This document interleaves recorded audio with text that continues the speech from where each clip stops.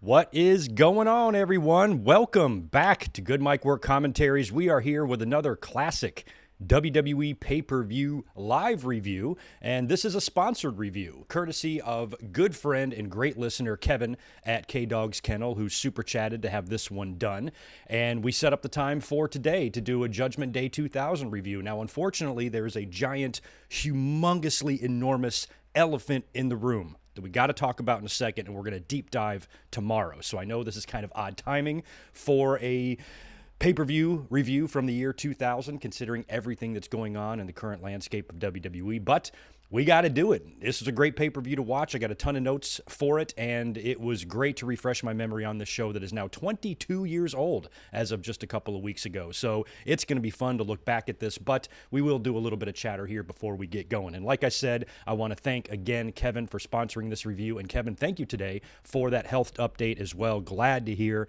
everything is going well. I have got some information on Kevin in the description below. He has a Twitch channel and a YouTube channel. So if you're a gamer, you want to help out a beginning streamer, help him grow his audience, please do that. Go click the links down in the description below. And also, if you would like to participate and sponsor your own live review for any pay-per-view that you want, the information on how to do that is also in the description. You can do that right through Super Chat. So if you donate to have that done, we'll either set up some DMs on Twitter or we'll email, we'll set up a time, and we'll do it within a couple of weeks. So that is the deal there if you guys want to participate and help out the channel and sponsor some live reviews to look back at the good old days in WWE. And I honestly don't think there was a hotter time in the company than the year 2000.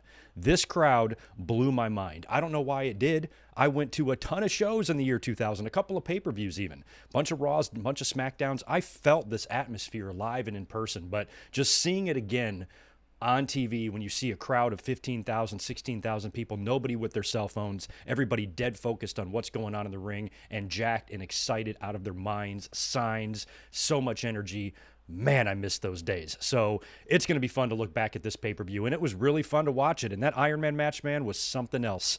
I got to say, as much as I love Brett and I love Shawn, Rock and Triple H outdid those guys at WrestleMania 12 in the main event here. They really, really did. So it'll be fun to look back at this show. We'll do that in just a minute. I want to do some shout-outs in the chat. Ask you guys, too, to hit that thumbs-up button because this is a very strange time for me to be up here doing a live review Friday afternoon. This was originally scheduled for yesterday. I had to bump it up one more day due to a work conflict. But who knows how this audience is going to be. And in about less than an hour after we're done streaming here, Vince McMahon is going to make an appearance on SmackDown tonight, and I'm dying to know what he's going to say.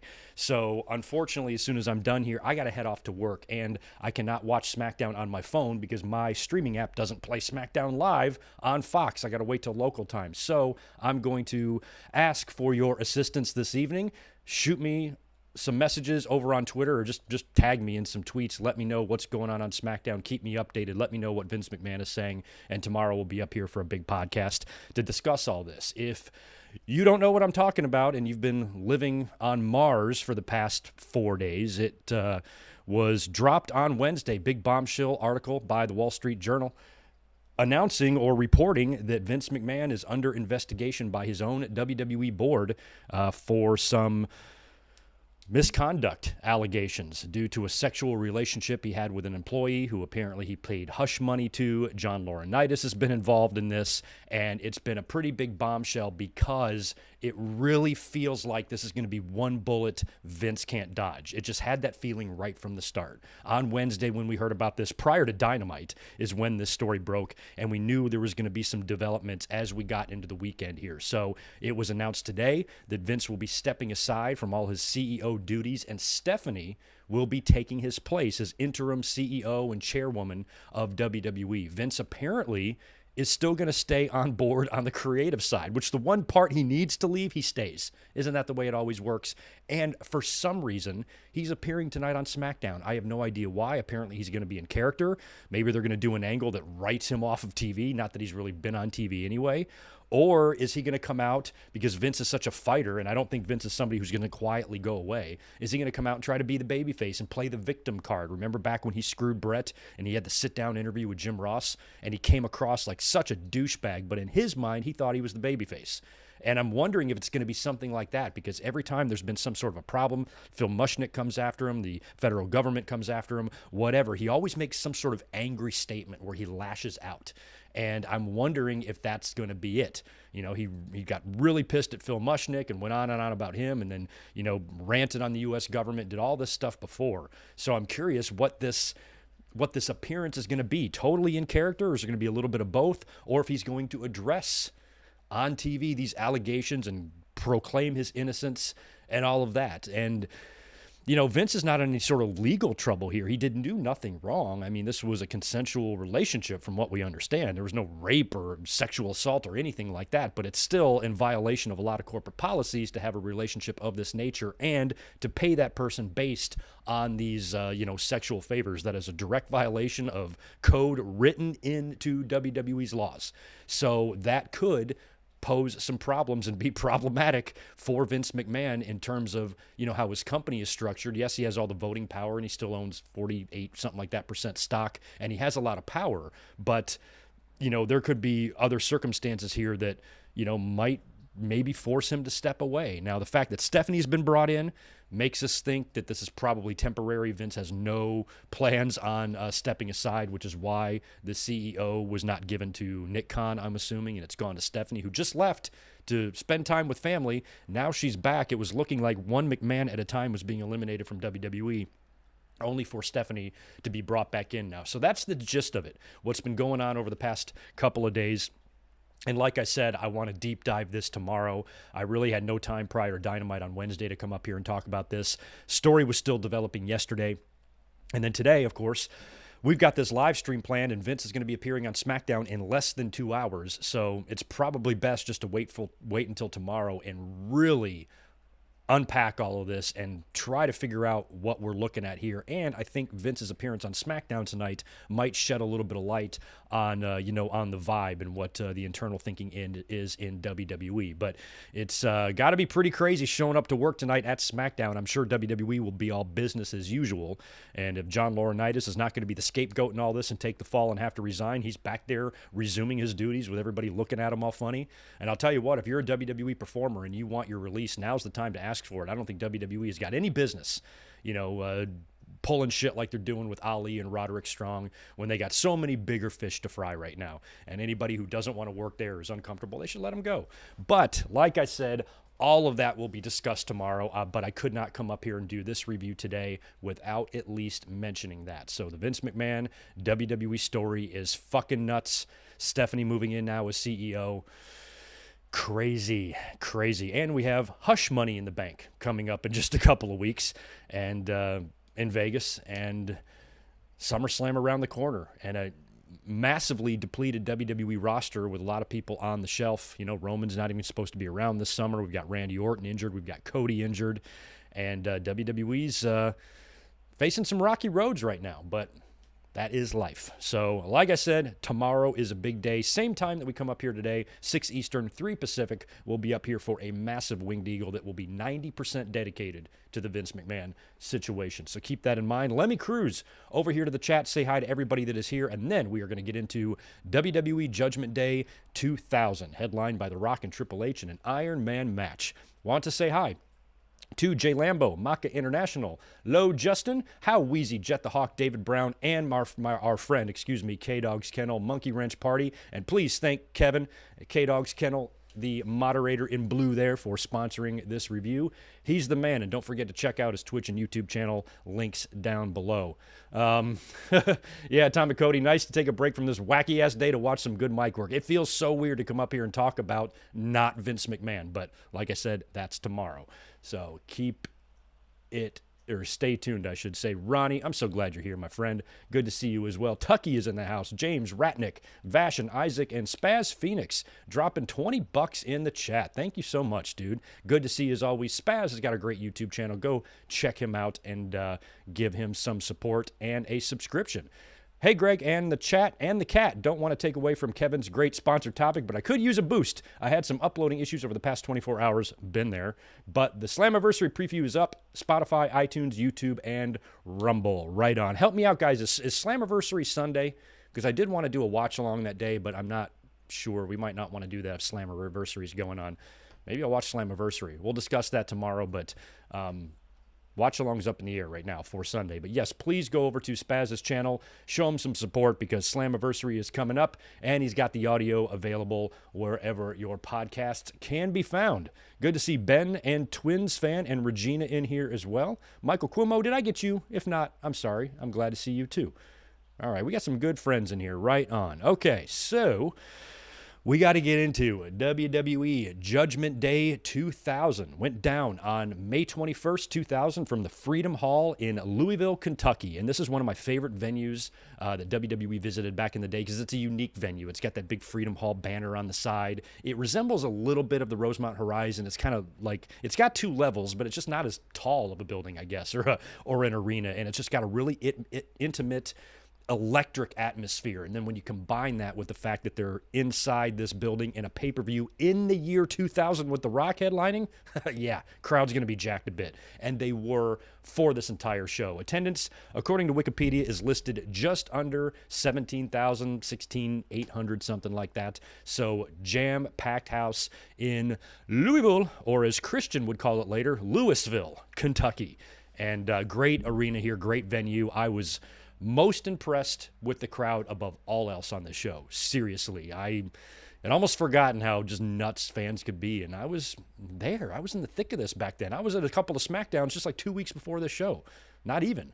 So I was experiencing all this, but just to see how jacked that crowd was, it's too late to do a bucket list thing, but I would love to attend a WWE Attitude Era show at the Freedom Hall. That would be incredible. So Jim Ross and Jerry the King Lawler welcome us, of course, and we immediately cut backstage to Vince McMahon and DX. So Vince is sitting there with the McMahon family. Stephanie is there. Shane is there. Triple H is there. X-Pac is there. Road Dogg is there. And Vince is basically giving everybody a pep talk for their respective matches later tonight. Now, Triple H, of course, has the Ironman match. Shane McMahon is going to face the Big Show in a no DQ match, and Road Dogg and X-Pac have got to face the Dudleys in the tables match. So Vince is kind of hyping all them up. Gerald Briscoe walks in, and of course, he's the hardcore champion during this time, which was one of my favorite times when him and Patterson were going after the title. Now, Patterson was not on the show for whatever reason. It was only Briscoe, and as Briscoe shows up, he's like, Mr. McMahon, Pat couldn't be here, but I'm here, and I'm here. He doesn't really know what to say, and then Vince is like, go get us some coffee, and then everybody starts giving Briscoe the coffee orders. Triple H is like, 2 sugars or whatever the fuck, so they give Briscoe the coffee orders, and he starts to leave. So he's leaving to go get the coffee, and then he's jumped in the aisleway by the headbangers who are trying to, steal the hardcore title from him. So that would be our arcing backstage segment for the entire show. Gerald Briscoe, would be trying to avoid losing his hardcore title. I don't know why anybody would want to be hardcore champion back then, or 24/7 for that matter. But back then, this stuff was so much more fun because we had never seen it before. The hardcore title and the 24/7 idea was so new that the fans loved this shit. It was one of the funniest little side segments of the show back in the day. The problem is why it sucks now is because they've just watered it down, made it very formulaic. It's the same 8 people running around every week. They're not really creative with it because all the creativity was already done. Crash Holly had already lost the title while sleeping and escaped the airport baggage claim from guys trying to beat him for the title. So they had done so much wacky shit 20 years ago. Now it's not fun anymore. You know what I mean? But this entire situation with Briscoe throughout the entire show was fantastic. We then cut to a video of Shawn Michaels walking backstage, and he's wearing that ridiculous referee outfit. Now, back then, in 2000, Shawn was 2 years removed from, technically retiring after WrestleMania 14, and he was not in the best of shape. He really probably hadn't been in the gym very much, and he just didn't look as good when he's wearing his skimpy little referee clothes because he doesn't have the Shawn body anymore. He was just kind of lanky looking. He looked much smaller, and at this time, Shawn was pretty heavy into the pills still. I think he would be this way for about another year until he was let go the night of the big simulcast when WWE bought WCW. I think he was fired like that night, and he was all pilled out backstage. That was almost a year later. So Shawn is in a dark place at this point. He has already had his son. I believe his kid was brand new, just a baby, and but still not really shaking the bad behavior. And that was apparent just because of how Shawn looked physically. He just didn't look well to me, just to me.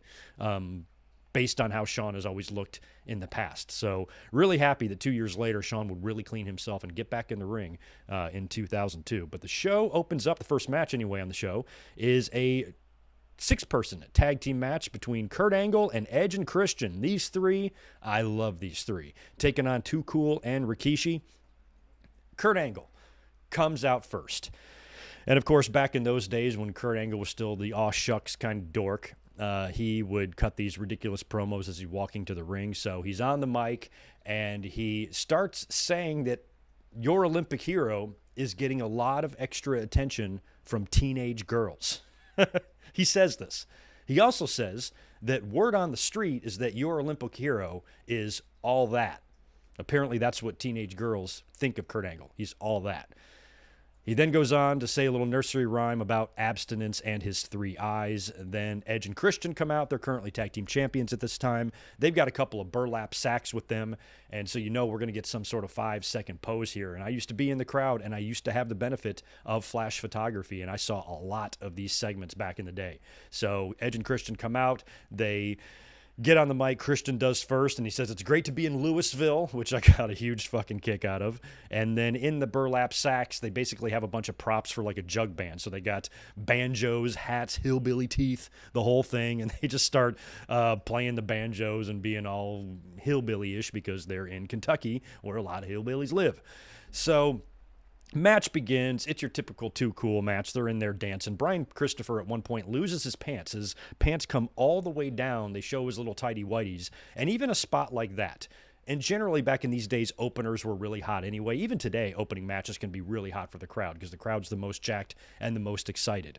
They were on something else here. They were on some extra strength caffeine or something. That spot when Christopher's pants fell, it was like Hogan won the title in 1984 in Madison Square Garden. It was unbelievable, the crowd. Just go back and watch the show on the cock.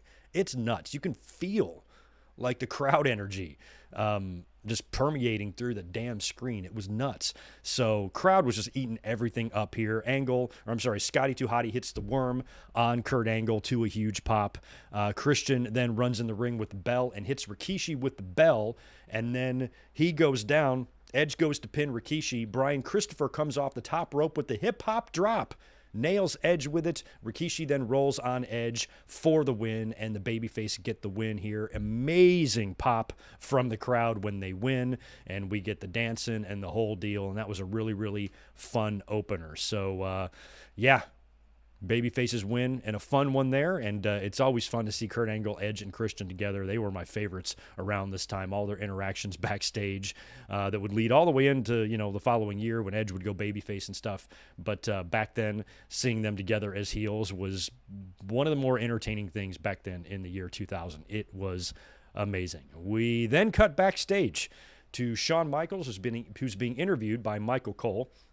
And Michael Cole says to Shawn, he goes, according to WWF.com and the internet reports, there are rumors that you're jealous of The Rock. And I liked this because I felt like WWE was maybe laying the groundwork for a potential Rock and Shawn feud down the road. Because I think internally, even at this time, there was probably still some sort of hope that Shawn would get back in the ring again. They kept having him involved in storylines and coming in to do referee spots and stuff every now and then. So I think Vince always thought that Shawn might come back, so maybe they were setting stuff up here. They even did it the year before.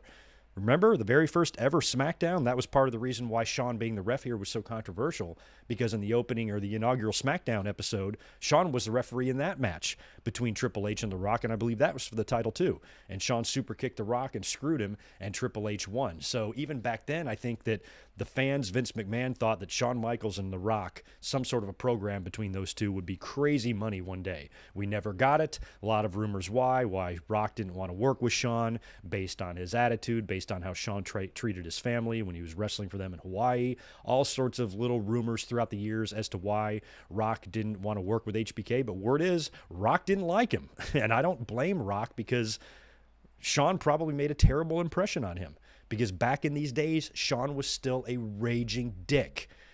And The Rock just probably wasn't about that. And Shawn would not want to scrap it up with The Rock. Rock would fucking whip his ass. So Cole mentioning this to HBK, and HBK does that typical laugh when he's uncomfortable every time. Whenever he's asked a controversial question, he always goes, ha, ha, ha, ha. He just laughs and looks up every time. Watch his interviews. It's there. So he kind of like laughs and blows it off that he's not jealous of The Rock and says, if it's on the internet, it must be true, and then just blows off Michael Cole and walks away.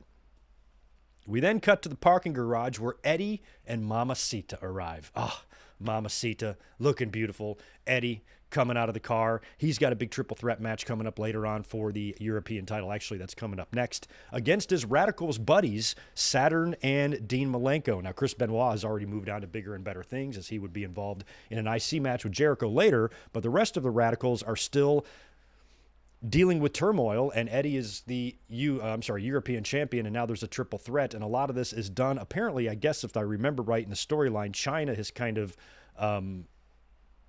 played the role of Yoko Ono a little bit and kind of broke up the group. Dean Malenko, let me straighten out my mic. Dean Malenko approaches the two of them in the garage as they're walking into the arena and warns Mamacita to stay out of their business. It's between Eddie and me and Saturn. You stay out of our business. And then they just kind of blow off Dean and walk away. And then Saturn comes up and says a few words to Dean Malenko as well. So we got the Radicals facing each other in a triple threat match for the European title. That match is up next.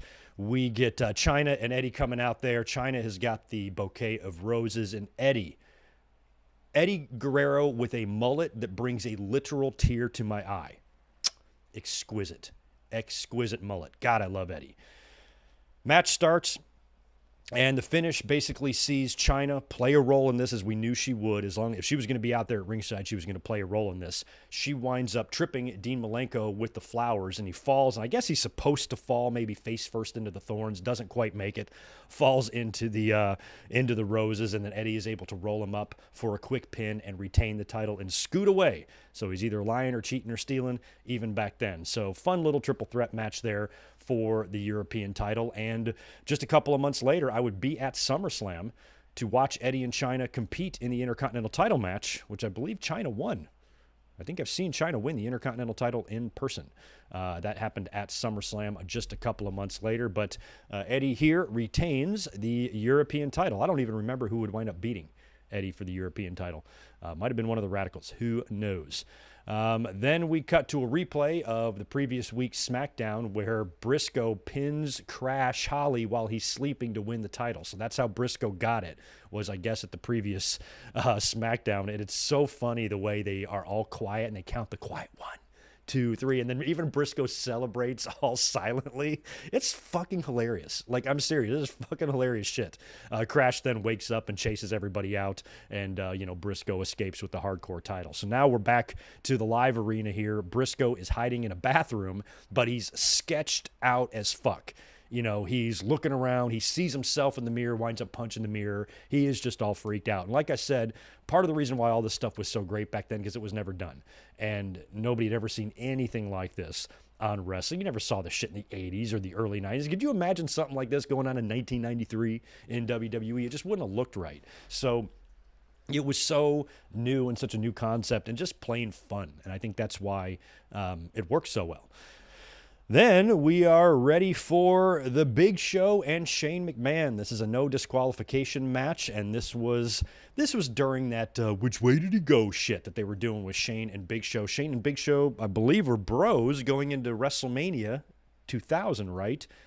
And then there was a breakup there. I know at Backlash, that was when Show came out dressed as Hogan, and here we are now in Judgment Day. And based on the finish that we're going to talk about here, this might have been when they wrote Big Show off, because didn't he leave around this time and go to OVW, and he didn't come back until the Royal Rumble 2001. So I think right around this time is when Big Show was sent away, and this might have been the match that did it. I just can't totally remember. You guys probably know. And it was Perry that won it Fully Loaded. Thank you for that, Tucky.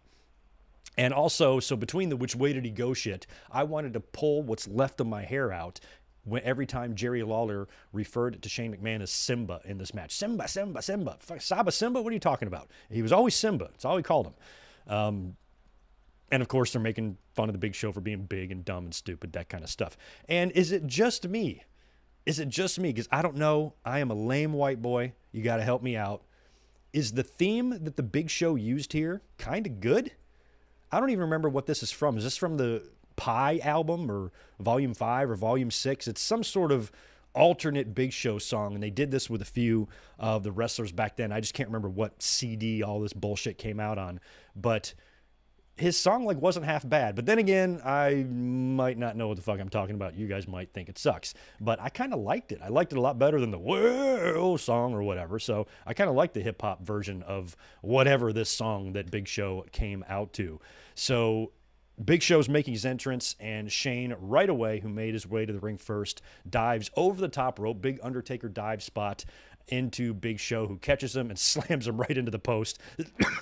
Excuse me, I almost laughed at how quickly Shane McMahon fucked up. And the beginning of the match in the first few minutes was just Big Show annihilating Shane, just wiping the floor with him, literally tossing him all over the outside of the ring and then tossing him in the ring, and just works him over for a solid 2 or 3 minutes until the big boss man shows up. Boss man shows up and attacks Big Show with the nightstick, and Test and Albert also hit the ring. They show up with chairs, but Big Show fights everybody off.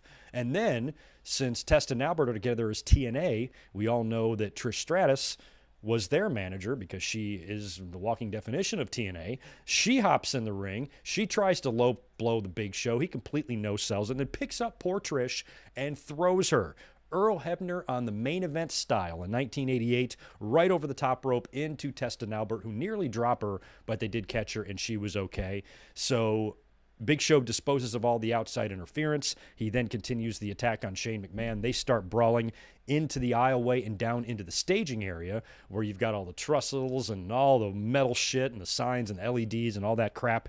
And that's when Bull Buchanan winds up coming in, shows up, attacks the Big Show, and helps Shane McMahon get him down on the ground, where they then like push this giant amp or this giant speaker over on Big Show's leg, trapping him underneath it. And then Shane picks up a cinder block, and they do the big spot where they smash the gimmicked cinder block over the head of the Big Show. It explodes. I mean, if that was a real cinder block, it would have killed him.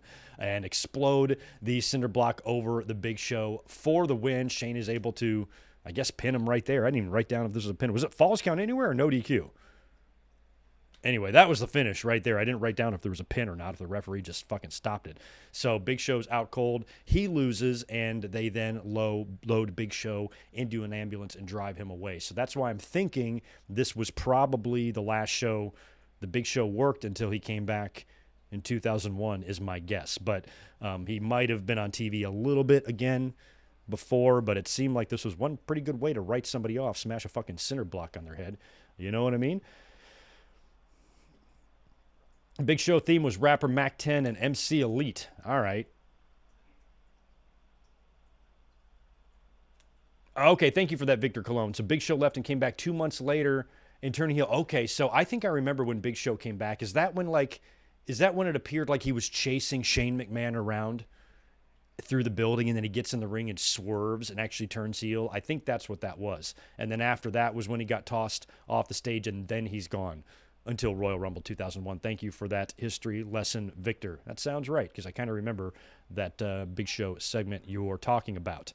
After that crazy match, we cut backstage again, where Gerald Briscoe is lurking around, and he is still trying to avoid losing his hardcore title. He creeps into the referee's locker room. I believe it's Jack Doan and Chad Patton. I couldn't tell who the other guy was. I think it was Chad Patton, along with Jack Doan. And Briscoe asks if he can just chill in there, if he can just crash and, no pun intended, crash in the locker room and just kind of hide because, man, being a hardcore champion is stressful. Mr. McMahon needs his coffee, and he sits down and he immediately starts falling asleep, and the referees try to get up to actually beat him for the title, but he wakes up. He's like, fuck this, gets all startled, and storms out of there. So Briscoe can't get a moment's peace, which is pretty funny. One of my favorite segments of the show is next. We cut backstage to Shawn Michaels and The Rock.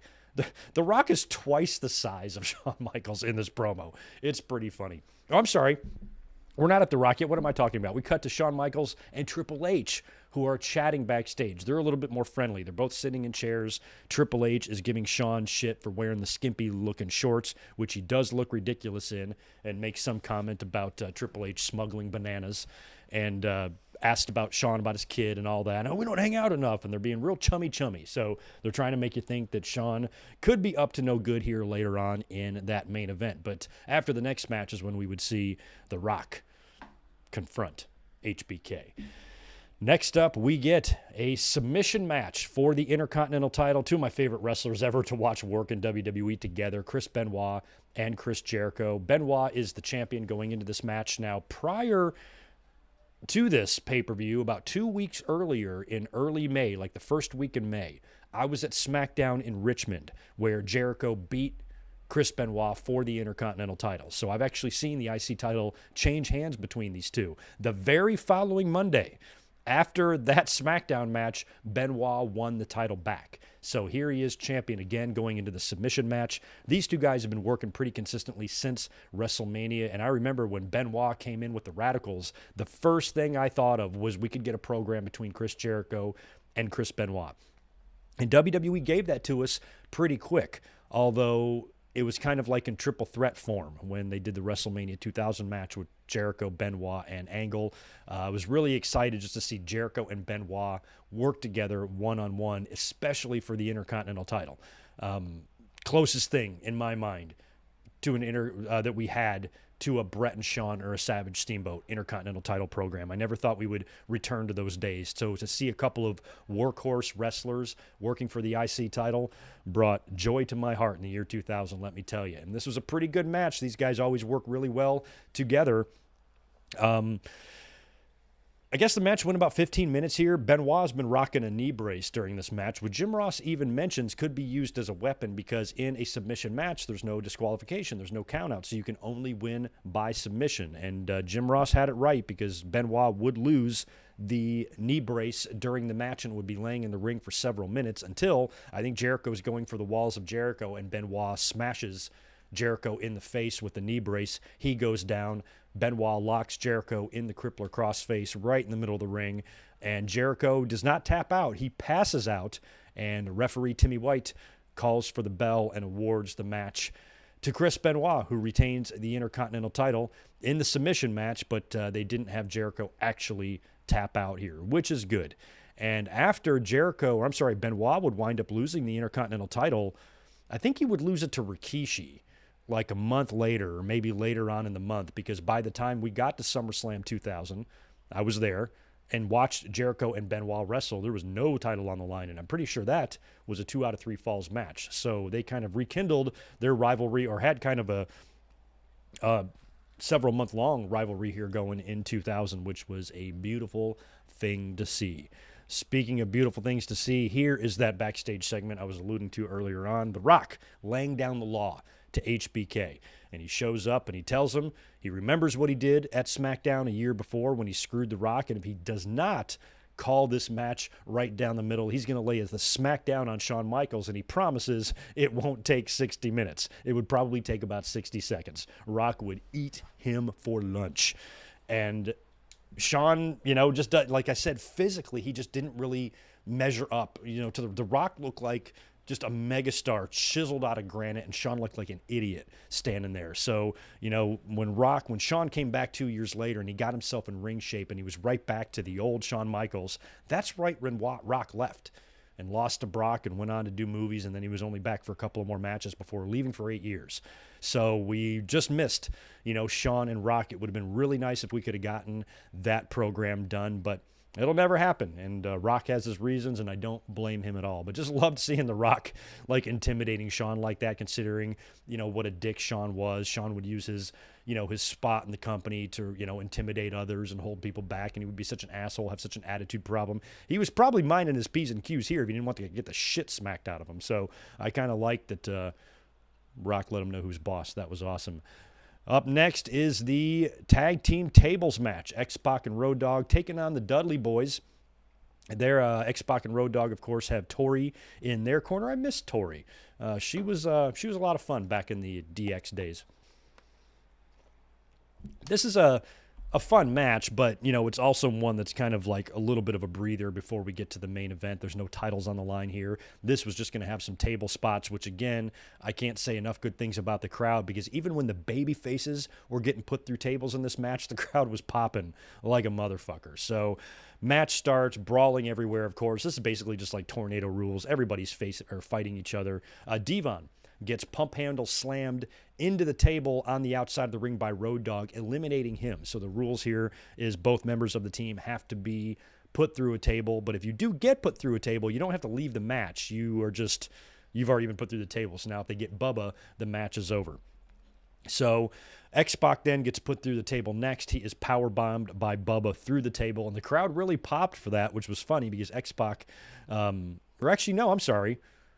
They popped when Devon got put through the table. That's what it was. And they popped when Bubba got put through the table here too.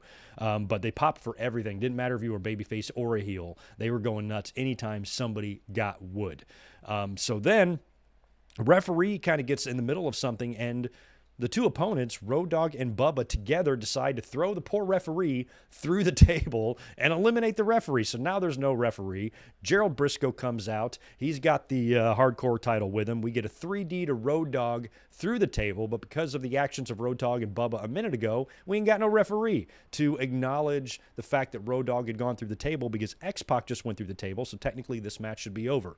Gerald Briscoe pulls out Road Dogg to kind of get rid of the evidence, and then Tori comes in to try to interfere and almost gets put through a table herself until Gerald Briscoe makes the save. We then get an X Factor to Bubba, who turns around and eats that through the table for the win, because by now the referee is coming to, and Briscoe is showing the referee that Bubba went through the table. He calls for the bell, and Road Dogg and X-Pac get the win.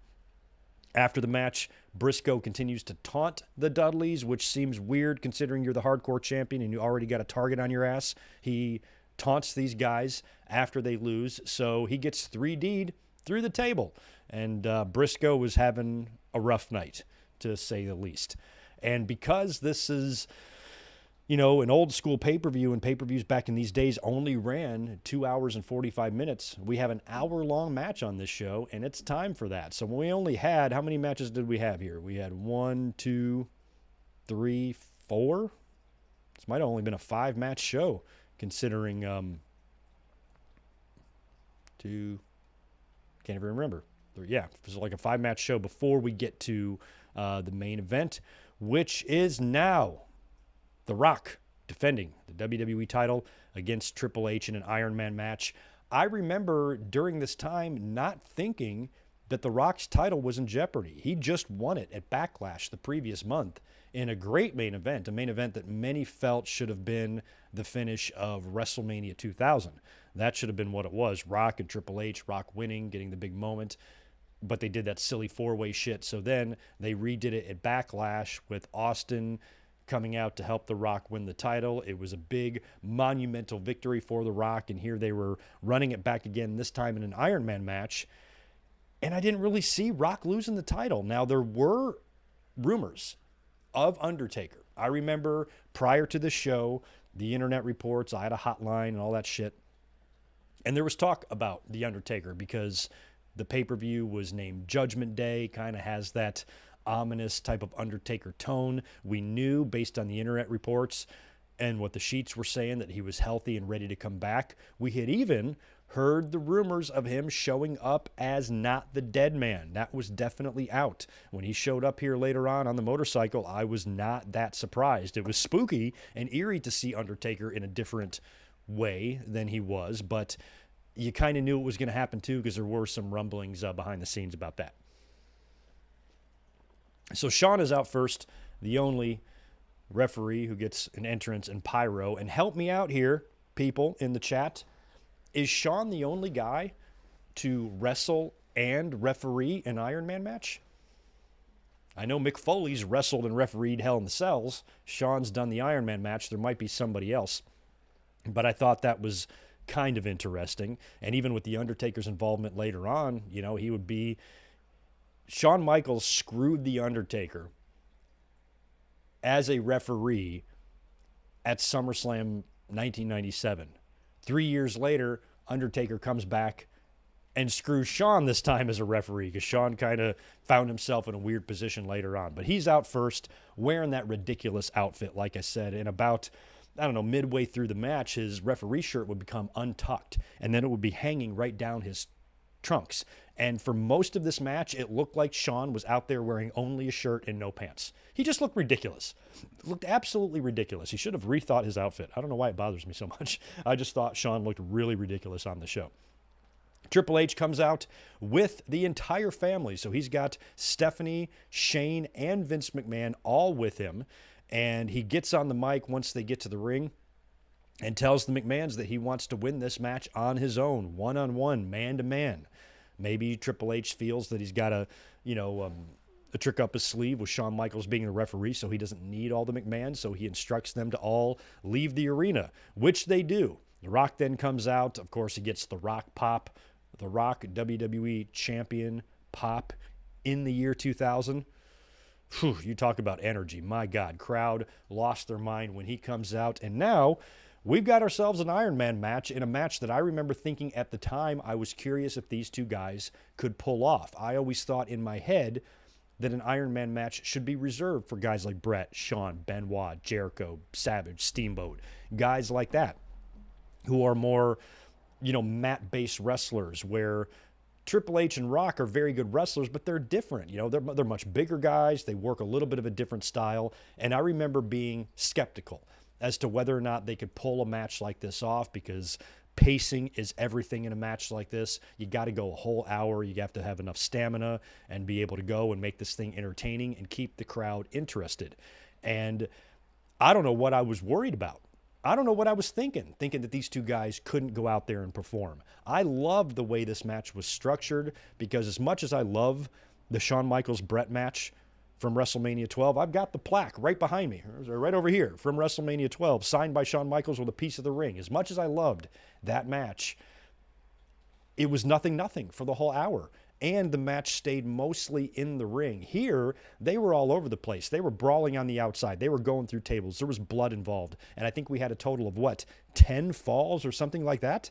Didn't we? What the final score? 9 falls, I think we had. So we had a lot of wins here in this hour, where back in the day, I think Vince and WWE was a little bit too scared to beat anybody. So Shawn and Bret wrestled that entire fucking hour without having any finishes, where if they did have it be 3-2, 4-2, 4-3, something like that, as you near the end of it, that would have really helped with the excitement. But back in those days, I know how WWE thought, and they did not want to have Bret Hart or Shawn Michaels lose 2 or 3 times in the same match. They just didn't want to do that. They were in too much competition with WCW. They wanted to keep their top performers and top characters strong. But now WWE was in a much better position. They were a WCW, even though they were still alive, you barely even knew they were there. My God, their shit was so bad and so boring compared to WWE. Even looking back now, WCW stuff is okay from that time period, but when you compare it to what WWE was doing in the Attitude Era, no comparison whatsoever. So the match kicks off here, and I got to give Rock and Triple H a shit ton of credit. They said that Pat Patterson was not at the show, but I would assume that he might have been helping these two guys out with this match, because if he wasn't there, who the hell helped lay this out, because it was done really, really well. Now, we get fast action early. Rock's got a good strategy early on. He's trying to get some quick pins on Triple H, some inside cradle, some roll-ups, some schoolboys, shit like that, to try to get Triple H down and out early. Triple H survives all of that, but Rock would, pretty early on in the match, I think within the first 10 minutes, hit a rock bottom to Triple H and pin him for a very quick 1-0 lead. So Rock is up 1-0 early. They brawl into the aisleway, and like I said, they did a lot for an Ironman match. I think one of the reasons this Ironman match succeeded is because they weren't too conservative. They really didn't look they were conserving their energy that much. There was a couple of spots. There was a long figure 4 spot in the ring that was, that felt like it could have been a rest hold, and a couple times where they slowed things down a bit. But for the most part, they were going balls out, balls to the wall for this whole match, brawling into the aisleway, using weapons, going all over the arena, and this is stuff that you never saw Bret and Shawn do. So we get into the ring, we get back in the ring now. We've got that long figure 4 spot. to Rock that really, really weakens his legs. He's somehow able to survive that, but as soon as he gets up, Triple H hits him with a pedigree and pins him clean for the win to even up the score at 1-1. And in a pretty brilliant move here, this is something I'm surprised we don't see more in Ironman matches. As soon as Triple H scores the fall, there's no real rest period here. So Triple H immediately, after a little sequence with The Rock, probably just 30 seconds later, rolls him up in an inside cradle and pins him again and goes up 2-1. So Triple H is up 2-1 now. The brawl continues. They're brawling in the aisle again, all down the entranceway, all around the ring. They find themselves back in the ring. And Triple H hits just a straight pile driver on The Rock, sells it amazingly, covers him, and pins The Rock to go up 2-1. So he hit him with a pedigree for the win.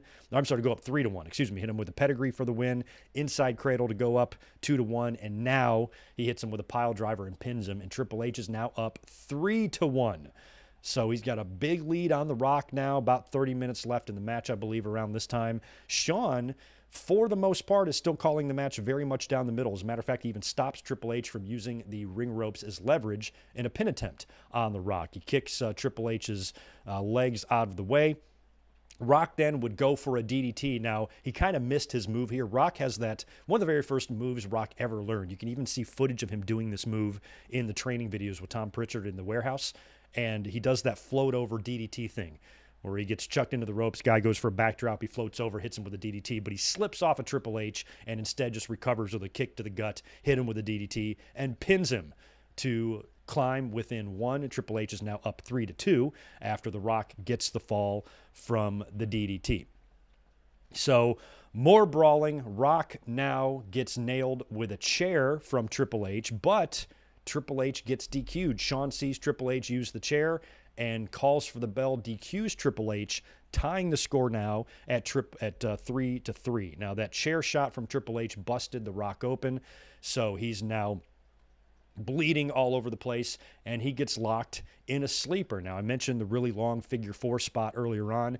This was another pretty long spot, kind of reminded me of the big Andre and Hogan bear hug at WrestleMania 3. Rock is in the sleeper. He gets out of it a couple of times only to succumb and pass out, and Shawn does the arm thing, and he is out. Shawn calls for the bell, and he's now down 5-3. Triple H is up 5-3 on The Rock. And just to recap there, he got DQ'd using the chair on The Rock, so then it was 3-3, but then pins him with his feet on the rope to make it 4-3, and now he locks him in the sleeper to go up 5-3 with 8 minutes left. And that cracked me up. I was like, wow, I do remember watching this on pay-per-view being like, what are they going to do here? I didn't think, one thing about these Ironman matches, even back then we knew this, you weren't going to have an Ironman match end. Maybe one has in recent memory, but back in these days, the last 8 minutes weren't just going to run out with Triple H winning 5-3. You have to have some dramatic finish. So even though it was 5-3 with 8 minutes left, I knew at the very least Rock was going to pull within one. And at the very least, he's going to be up 5-4, Triple H is, and then we'll see what happens at the end. So they're now brawling on the outside of the ring again. Triple H has got The Rock on the table, announce table. He's about to set him up for the Rock bottom, and Rock counters and actually sets Triple H up in a pedigree and pedigrees him on the table, which didn't even break fully and just looked like a gnarly spot. Triple H gets busted open, and he's unable to make it back in the ring, so Shawn Michaels counts him out. So there's the other fall. Rock now pulls within one. Triple H is up 5-4, and that's when the McMahons show up. The McMahons come in. We see Road Dogg and X-Pac would show up as well. Triple H is now shown busted open on the announce table, trying to get back in the ring to finish the match with The Rock. Rock starts working over Triple H. Vince McMahon jumps on the apron and gets nailed. Rock hits him, and then spine buster to Triple H and hits the people's elbow on Triple H for the win to tie the score at 5-5. And I think we've got like a minute and a half left at this time. So Shawn is now on the outside of the ring because Shane McMahon and Vince McMahon are making all sorts of commotion out there. And Shawn nails Shane and takes out Vince. And right when he nails both of the McMahon boys, you can hear, if you listen closely, you can hear in the backstage area a motorcycle start. You can hear vroom, vroom, and you can hear it. And this is the only part of the match that I feel like they kind of mistimed a little bit. Undertaker's or we don't know it's him yet really, but something appears on the screen, that creepy-ass video with the little girls or whatever. He's here, and you hear the motorcycle starting. This is when he was using the Kid Rock American Badass theme, but you don't even really have time for that to get started. As soon as the music starts playing, Undertaker zips in on the motorcycle. Fans go nuts. He gets in the ring, annihilates everyone, choke slam to Shane, choke slam to X-Pac, nails Vince. Vince does that fun. I think he punches Vince, and Vince does that funny walk to get away. Look up the clip on YouTube. It's hilarious. And he gets nailed. And at this time is starting to wind down. We got less than 30 seconds left. He picks up Triple H in a choke slam and choke slams him right as the time has expired. So he hits Triple H with a choke slam. The clock runs out right after that, and then he picks Triple H up in a tombstone, and Shawn is saying, no, don't do it. He tombstones Triple H, and then Shawn calls for the bell. So what I think they were attempting to do here is to have the clock still be running. The time hadn't run out by the time Taker lifted Triple H up in the tombstone, but something got mistimed there. Lawler and JR, to their credit, both acknowledge that something's fishy with the time, but they basically play it off like the choke slam, because the choke slam did get in. Taker did choke slam Triple H while the clock was still running, so that's where the DQ should have been. That was probably a pretty hard audible to call if you're Shawn Michaels. You see the big choke slam, time is up, call for the bell right there. Don't wait for the tombstone spot, which he did. So referee then rings the bell. Shawn goes to the outside of the ring to inform Howard Finkel to tell the crowd that Triple H wins the final fall via DQ due to outside interference from The Undertaker, and Triple H wins the fall and the match. So Howard Finkel then makes the painful announcement to the crowd that Triple H is the WWE champion once again. He leaves, and Undertaker does the eye roll thing as the camera zooms in on him. And Triple H is your new champion. Now, looking back, bringing Undertaker back as a babyface, as a brand new character, and having him screw over your most popular guy, your babyface champion, is a little weird when you look back in hindsight. It was very exciting to see Undertaker come back. The crowd was losing their fucking minds when he's chokeslamming X-Pac and chokeslamming Shane, but he cost The Rock the title. Now, The Rock would go on to have some problems with this, and I know Rock and Triple H and Taker? Was that like the triple threat at King of the Ring the following month? I think it was. And Shawn got away from this, scot-free for the most part. I think Rock was still pissed at Shawn for calling for the DQ, but for the most part, Shawn did call that match down the middle, so he was in no danger of any sort of immediate ass-kicking from The Rock. But Rock got screwed, and Undertaker screwed him. So I'll have to take a look back. I don't recall what would happen the next night on Raw. I would assume Undertaker's on the show, Rock confronts him, blames him for the loss. Triple H then comes out with the title and starts bragging, and somehow we get some sort of a match set up at King of the Ring, a triple threat between them, is how I'm guessing it goes. Yeah, interesting way to bring The Undertaker back, especially if you want him back as a babyface, and he's trying to present a new character to the audience. It's quite a big distraction to have him come out there and actually cost The Rock the title. It would have been better if he helped The Rock, but if he did that, it would be a little weird that Rock required help from Austin at one pay-per-view and Undertaker at the next to get the job done against Triple H. Triple H could have then used that against The Rock as a reason to get one more maybe blow-off match, which they could do and end the saga. But Rock would go on to win the belt back, right? Didn't he win it back at King of the Ring? Because I know by the time I was at SummerSlam in 2000, he was the champ again. So I believe he did. Yeah, he would probably win the title back at King of the Ring, because then he'd go into Fully Loaded to face Benoit, right? And then he'd go into SummerSlam to face Triple H and Kurt Angle. And then I think it's the October pay-per-view. He lost the title to Angle, didn't he? So I think that's the trajectory that The Rock goes on. Win the title, lose the title, win the title back. A lot of hot potato here. I think I remember at the time that I remember thinking, well, let me take care of this spammer real quick. I think I remember thinking that WWE was trying to pad up Undertaker's title legacy, was trying to add championship runs to his resume, because here in just a short amount of time, he won the title 2 or 3 times in a couple of months, and so they really wanted to beef up his title run so he can be a 2-time champion, a 3-time champion, whatever it is. But that was a lot of hot potatoing going on right there between Triple H and The Rock.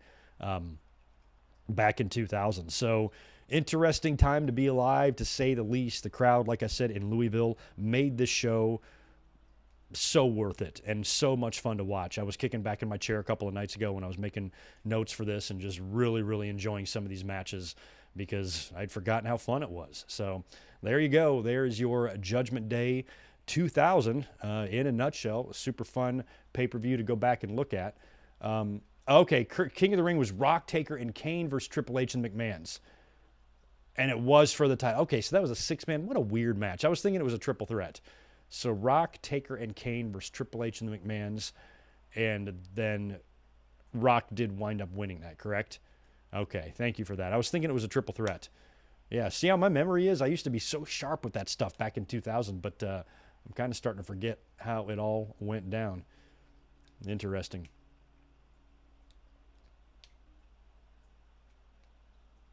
Yeah, cool. Thank you for everybody filling me in on the six-man stuff. Cody and Seth could have an Ironman match today. They absolutely could. I don't know if fans really need that. We've had a lot of matches between them. I'm really going to look back at their three-match saga with a lot of fondness. I don't know if we even need to touch that again, but based on how Seth attacked Cody on Raw a couple of weeks ago with a sledgehammer, you got to think when Cody comes back, there's got to be some sort of revenge. And I think maybe Seth being the last guy in the Rumble with Cody might be a good way to do that. But if they do rekindle the rivalry and have yet another set of matches, you could do the Iron Man thing between the two of them. I think I know they could do it. I have no doubt in my mind that they would do it, and they would do it well.